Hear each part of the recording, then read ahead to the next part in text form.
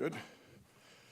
Well, it was a good weekend. I thought obviously Munn was rocking and playing a team that was hot and playing some really good hockey. And I think our guys stayed with it. I think that's the message to our guys is you gotta playoff hockey's hard, and so you can't expect it to offense to be easy, and we had to work for it and stayed with it. I didn't think we deviated, and it's a good reminder for us down the stretch on how we need to play. And obviously playing a really good Ohio State team coming into Munn here, ton of respect for their team, their program. I think they're really well coached. They're built similar to us, where the depth, they have good goaltending.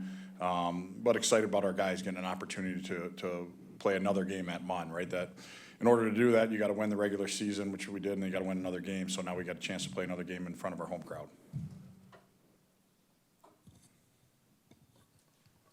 Coach, with all the experience coming back and what happened last year during this time, is there a different type of confidence in this team going into this game this weekend? Yeah, I mean, I think you get your confidence from preparation, right? So, you can look at different things, but I think at the end of the day, our guys have put a ton of work in. So that's where true confidence comes from. And we have played in a lot of big games right here in the last couple of years. So you look at even last year having to go on the road to win the regular season and beat the team we were competing with in Wisconsin. And so, a group of guys that have done that. So, you win at the duel in the D, win the GLI.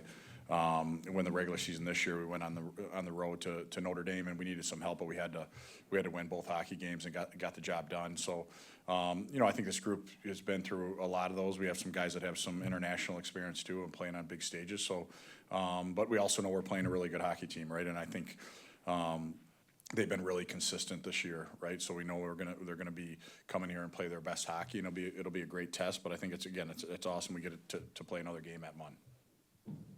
Isaac, Matt, Trey, I almost forgot Trey's name, with those guys winning the individual honors with Big Ten awards, I'm curious when you see that and the way you guys play such a team-oriented style, it's all about the team with this program.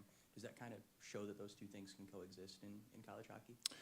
Well, I think they always should, right? In any sport is through team success comes individual accolades, and we try to recruit kids that they're in the team first, right? So you want to come here and everything, like our guys are lifting right now. Like we always tell them, like the reason you're in the weight room is to help our team be good, and a byproduct of that is individual success. And so people that really buy into that. So both those guys have done a great job. I mean, Trey's obviously had a heck of a season for us to win goaltender of the year, and then Ike, player of the year. But I think both those guys, it goes back to, what they really want, the root of why they do everything they do is they want Michigan State to be great. They want Michigan State to win. And obviously they're reaping the benefit of that with some individual accolades.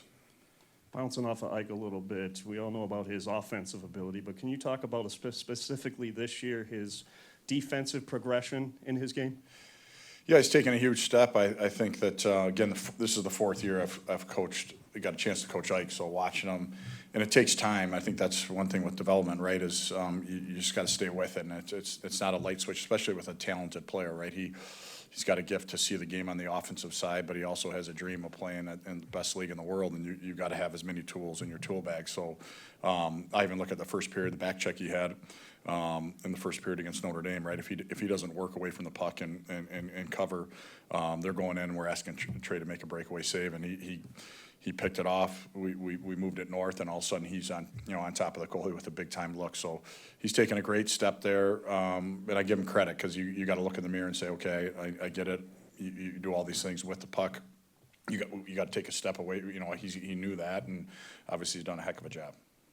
What does it say about the Big Ten that the preseason favorite you guys are facing Ohio State, which was predicted to finish last in the conference meeting in the tournament championship?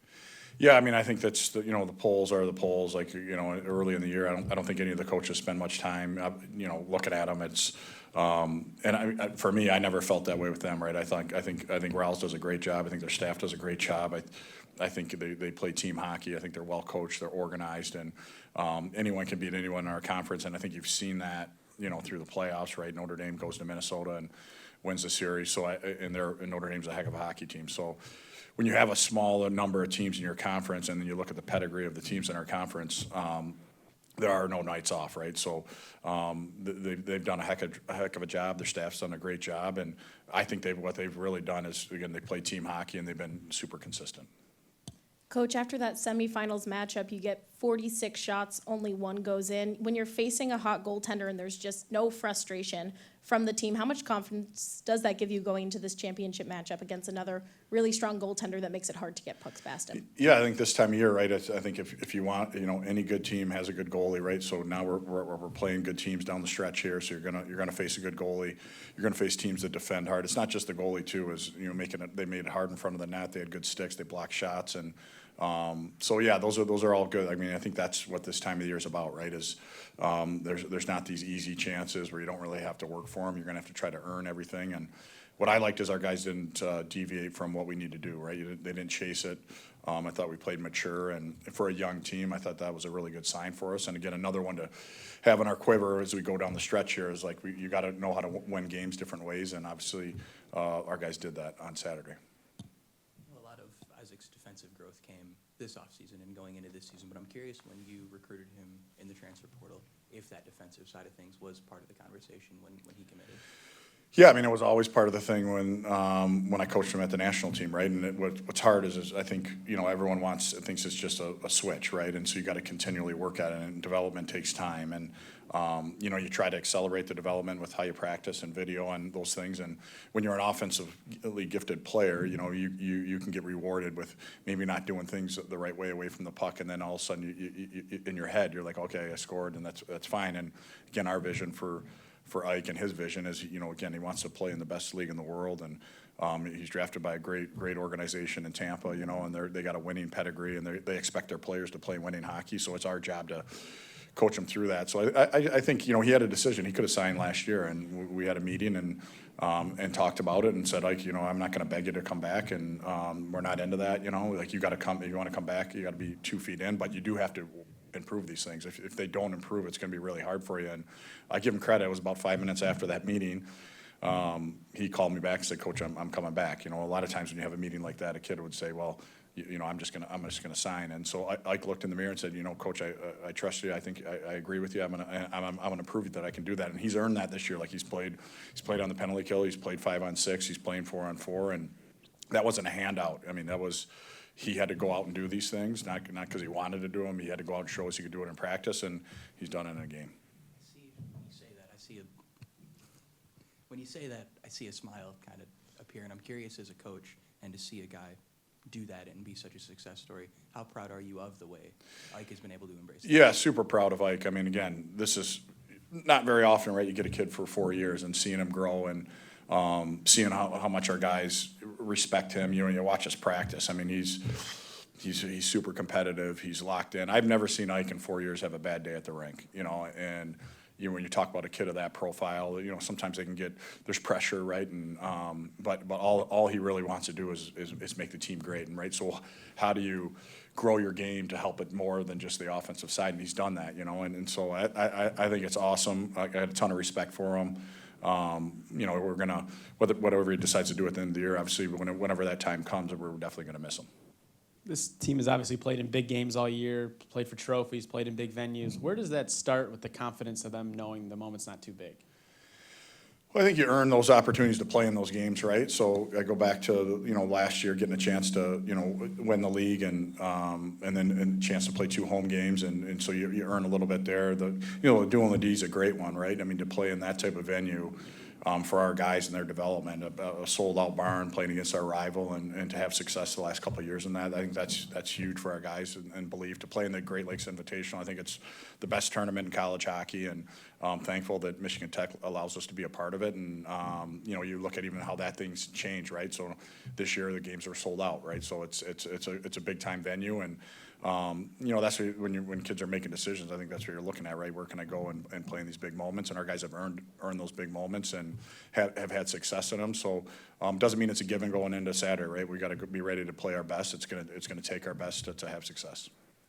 I know the Big Ten tournament championship might not be your guys' end goal, but I guess what would it mean for the legacy of this program for a chance to go back to back? And yeah, it's not easy to do, right? I think even the fact, again, that in order to get home ice, you got to win the league, right? And I think that's the hardest thing to do, is win the regular season, and then you got to win again to get another chance to play at home. But yeah, I think it means a lot to our university. It means a lot to our alums.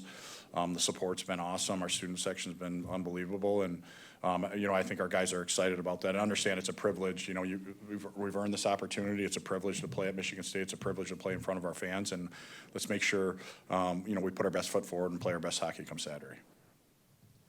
Coach, obviously you talk about these players who have played on big stages before. Can you just talk about Trey? And you guys always say he's able to stay calm, cool, and collected in the net. Can you just talk about his ability to be able to play in these big games and just his mindset going into these games? Yeah, he's always had that as long as I've known him. It goes back to when he was 15 years old, right? He has a calmness, a presence about him, and I think that goes with his upbringing, right? He comes from a great family, and he has perspective, right? He obviously wants to win every game. He's super competitive, but the moment doesn't eat him up. And you look at what he's done on the international stage. From World 18s.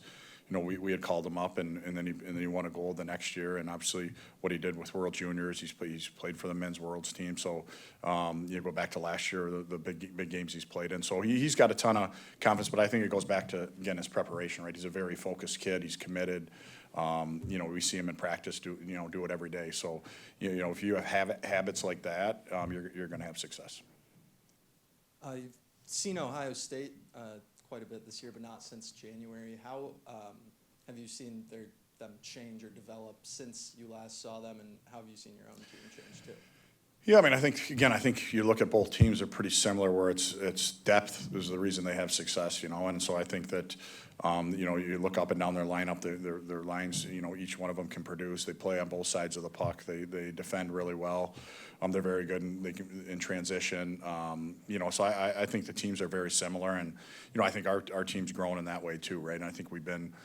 The goal, you want to be consistent, right? I think that's, when you get to the rink, come Saturday, you want to really have a comfort level of this is what we're going to expect. And I think our guys have done that, right? We've been really consistent this year and played in some big moments. So, but I think that's for our group. I think we've grown with our consistency within a game of trying to control the game for 60 minutes. Coach, we talk about the progression of players throughout the season, right? But what about you as coach? How have you progressed as the head coach coaching this team? Well, I think you're always looking to grow, right? I think I'm still, I don't know if I would consider myself a great coach. I think I'm a coach that's growing, right? So there's always areas on, some of it is strategy, right? And how you want to play, and some of it is, I think the biggest thing in college is, continuing to grow to help our guys continue to get better, right? And so I look around our staff. We got a great staff that they're not yes men.